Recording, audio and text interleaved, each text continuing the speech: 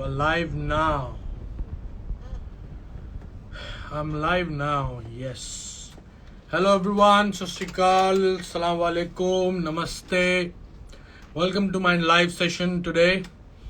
और आज मैं फैंस को रिक्वेस्ट करूंगा कि मेरे से कोई सवाल जवाब ना करें, क्योंकि मैं एक टॉपिक लेकर आया हूँ जिस पर मैं बात करना चाहूँगा, और सिर्फ मैं ही चाहूँगा कि मेरी आवाज़ को सुना जाए, जो मैं कह रहा हूँ उसको सुना जाए, समझा जाए. आज कोई गाने नहीं चलने वाले, कोई परफॉर्मेंस नहीं करने वाला मैं, और ख़ास हंसी मजाक भी नहीं होने वाला, क्योंकि ज़िंदगी का बड़ा मकसद होता है ज़िंदगी अच्छी तरह से जीना. और आपकी मेंटल हेल्थ और फिज़िकल हेल्थ और आपकी वेल्थ, ये सारी ज़िंदगी को बहुत अच्छा बनाती हैं और मज़ेदार बनाती हैं. तो आज का मेरा टॉपिक ये है कि let's talk about mental health. और जितने भी लोग मानसिक बीमारी से जूझ रहे होते हैं या जूझते थक जाते हैं, तो ये उनके लिए एक छोटा सा मेरी तरफ से कंट्रीब्यूशन है, और उन लोगों के लिए भी है जिनको एग्जैक्टली पता ही नहीं है कि मेंटल हेल्थ होती क्या चीज़ है. और बहुत सारी बातें इसमें मैंने कुछ पॉइंटर्स बना रखे हैं. I will keep it very short and quick. इसको ज़्यादा बोर नहीं करना चाहूँगा मैं. बस मेरे पास जो इन्फॉर्मेशन है, जो मेरा लाइफ का एक्सपीरियंस रहा है मेरी मेंटल इलनेस के दौरान, मैं वो आप सबसे शेयर करूँगा. आवाज़ ठीक है? ओके. अगर आप सबको मेरी आवाज़ ठीक आ रही है तो प्लीज़ थम्स अप दीजिए, क्योंकि कभी कभी ऐसा होता है कि आवाज़ ठीक नहीं आ रही होती इंस्टा लाइव पे, और गुड है.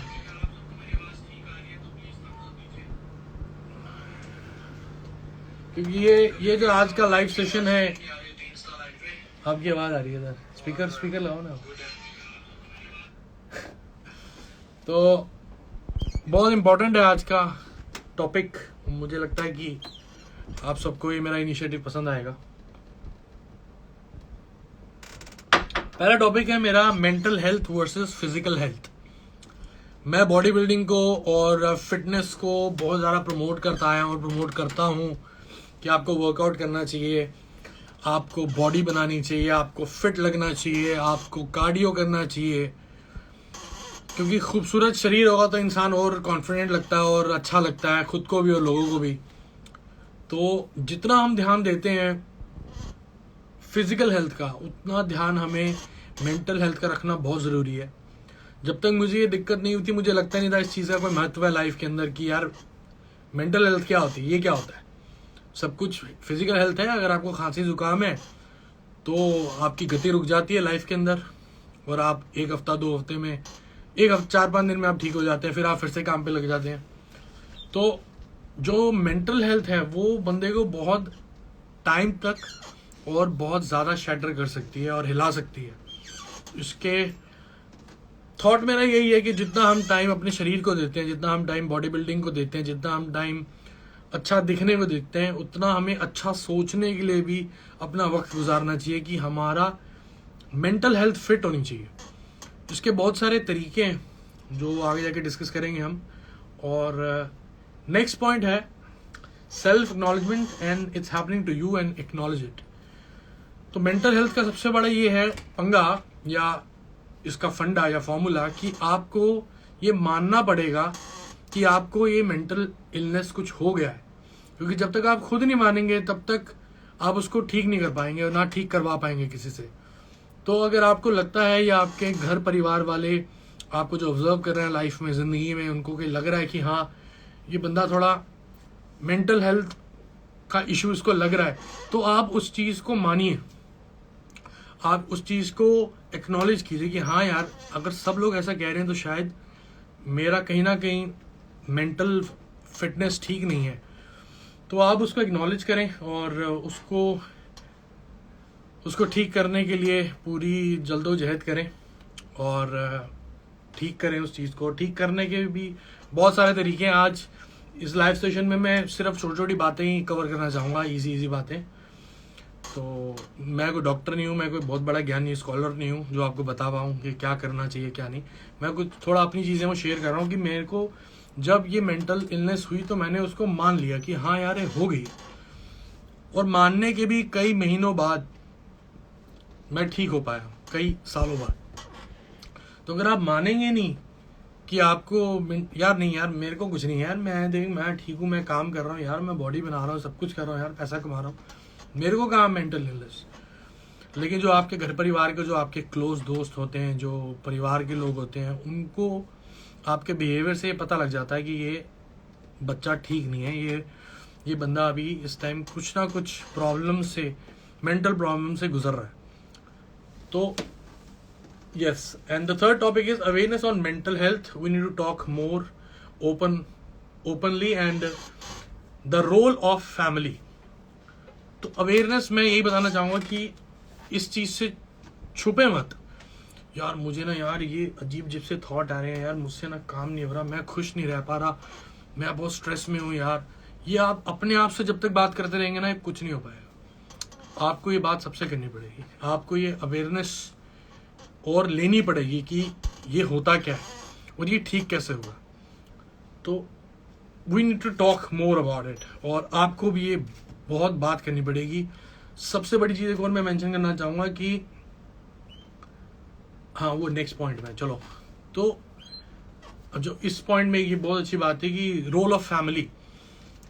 आप अगर मेंटल इलनेस से गुजर रहे हैं, अगर आप भले किसी बड़े शहर में रहते हैं, फैमिली आपके दूसरे शहर में है, रिश्तेदार आपके दूसरे शहर में है, दोस्त यार आपसे दूर हैं, उनसे और दूर मत होइए।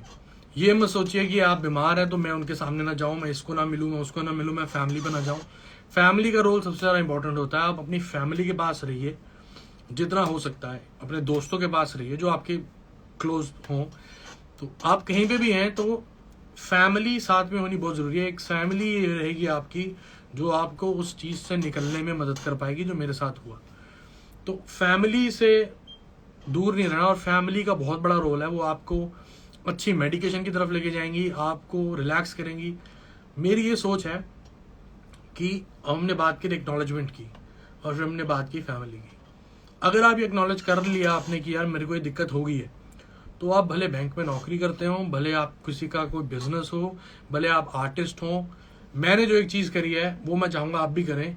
आप काम से दूर हो जाए, छोड़ दे काम को। नौकरी चल रही है, बहुत बढ़िया चल रही है, छोड़ दो। सबसे इंपॉर्टेंट है मेंटल हेल्थ। करियर चल रहा है पीक पे, छोड़ दो। हेल्थ ठीक होगी, सब आप वापस बना लोगे। लेकिन उस चीज़ों को ना छोड़ने के चक्कर में ऐसे पकड़े रहोगे तो ना हेल्थ, मेंटल हेल्थ ठीक रहेगी, ना वो चीज़ ठीक रहेगी।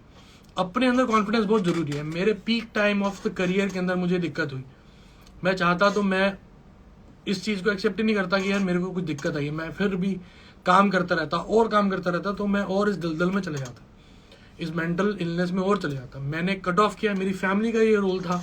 मेरी फैमिली ने भी ये डिसाइड किया कि नहीं अब ये ठीक नहीं है, अब ये कहीं नहीं जाएगा, कहीं बाहर नहीं निकलेगा। मेरा खुद का भी ये था कि कहीं बाहर नहीं निकलेगा। मीडिया कुछ बोल रही है, मीडिया कह रही रिहैब में चला गया, मीडिया कह रही ड्रग्स लेता था। जो आपके बारे में इंसान जो भी कह रहा है, आप उससे दूर हो जाएं और काम को छोड़ दें। मैं आपको बता रहा हूँ, जरूरी नहीं होता हाँ हर बंदे की लाइफ के अंदर पैसा बहुत इंपॉर्टेंट है, और जरूरी नहीं होता कि हर इंसान के पास इतना पैसा हो कि वो 6 महीने, साल, 1 साल, 2 साल काम से दूर हो पाए। लेकिन ये बहुत जरूरी है। छोड़ दो काम को। मन है तो धन है। अगर हेल्थ ठीक रहेगी तो ही पैसा आएगा, और तो ही पैसे आने का फायदा है। आप करोड़ों रुपए कमा लो और आपकी मेंटल हेल्थ ठीक नहीं है, क्या पड़ेगा? वो कचरा रहेगा। वो पैसा नहीं है, वो कचरा है। वो दौलत नहीं है, वो शौहरत नहीं है, वो कचरा है।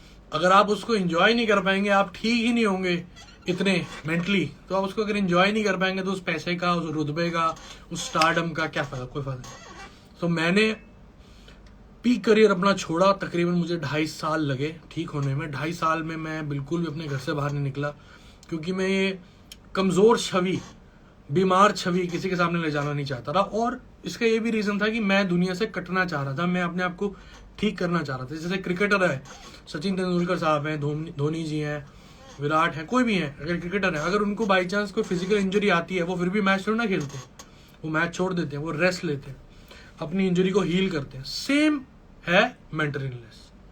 मत खेलो, मत काम करो, मत जाओ दफ्तर, लोग आपको जज करेंगे, मजाक बनाएंगे। मत करो, छोड़ दो।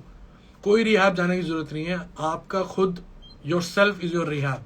फैमिली में रहिए, अपनी ट्रीटमेंट करवाइए, मेडिकेशन पे रहिए, काउंसलिंग पे जाइए। चौथा पॉइंट है importance of good lifestyle in recovery along with medication and counselling. Good lifestyle का मतलब ये है कि सही वक्त पे सोना, सही वक्त पे खाना और वर्कआउट करना, बॉडी बिल्डिंग करना बहुत ज़रूरी है। मेरे को मेरे डॉक्टर्स ने कहा था कि आप बॉडी बिल्डिंग मत छोड़िए, क्योंकि वो स्ट्रेस बर्स्ट करती है। और वो एक ऐसा ही काम था जिसके लिए मैं घर से बाहर निकलता रहा 2 घंटे के लिए, और मैं वर्कआउट करके फिर घर में आता रहा, और मैं 2.5 साल किसी भी चीज़ के लिए बाहर नहीं निकला। गुड लाइफस्टाइल में यही है, अल्कोहल और बाकी सब्सटेंसेस जितने भी होते हैं टेढ़े मेढ़े जो बहुत अट्रैक्ट करते हैं लोगों को, तो उन सब से दूर रहना पड़ेगा। मेडिकेशन पे जाना पड़ेगा बहुत अच्छी। और एक और मेरी सलाह है आपसे, आप डॉक्टर के पास जाएंगे, एक्नॉलेज तो हो गया, आपने मान लिया, हो गया, फैमिली ने मान लिया, हो गया, वो आपकी हेल्प कर रही है, आप उनकी हेल्प कर रहे हो, आप ये मान रहे हो कि ये चीज़ आपको हो गई है। पहला स्टेप डॉक्टर पे जाना पड़ेगा। डॉक्टर आपको दवाइयाँ लिख के देंगे, वो दवाइयाँ आपको खानी है। किसी भी डॉक्टर को 3 महीने से ज़्यादा वक्त मत दो। अगर आपको किसी भी ट्रीटमेंट को 3 महीने से ज़्यादा वक्त मत दो, नहीं तो आप वो विशेष सर्कल में ही घूमते रहोगे, कोई फायदा नहीं है उस चीज़ का। आपको खुद लड़ना पड़ेगा उस दवाइयों से, उन डॉक्टर से। आपको खुद जल्दोजहद करनी पड़ेगी ठीक होने के लिए। वो बहुत दवाइयाँ कुछ नहीं कर पाएंगे, दवाइयाँ मदद करती हैं, बिल्कुल करती हैं। दवाइयों के साइड इफेक्ट बहुत होते हैं, आप मोटे होने लग जाएंगे। आपको उसके लिए वर्कआउट करना ज़रूरी है, डाइट पे काम करना ज़रूरी है। सबसे बड़ा एक और चीज़ है कि मैं मेडिकेशन तो कर ही रहा था, मेडिकेशन के साथ मेरे को सबने बोला काउंसलिंग, जो मैं काउंसलिंग नहीं कर रहा था काफ़ी वक्त तक।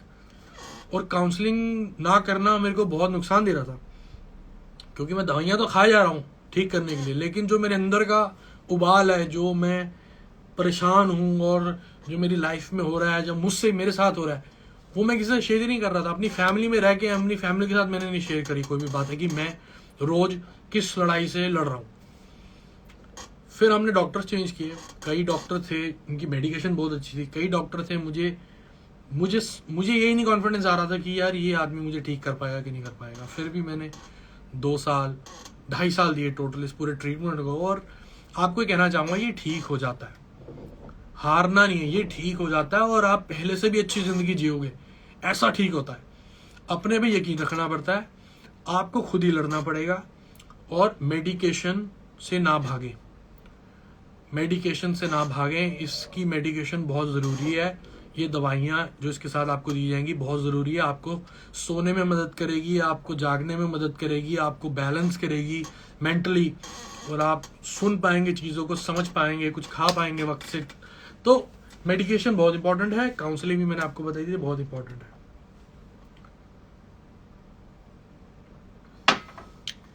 हमारी सोसाइटी इस चीज़ को मानती ही नहीं है कि मेंटल इलनेस कुछ है।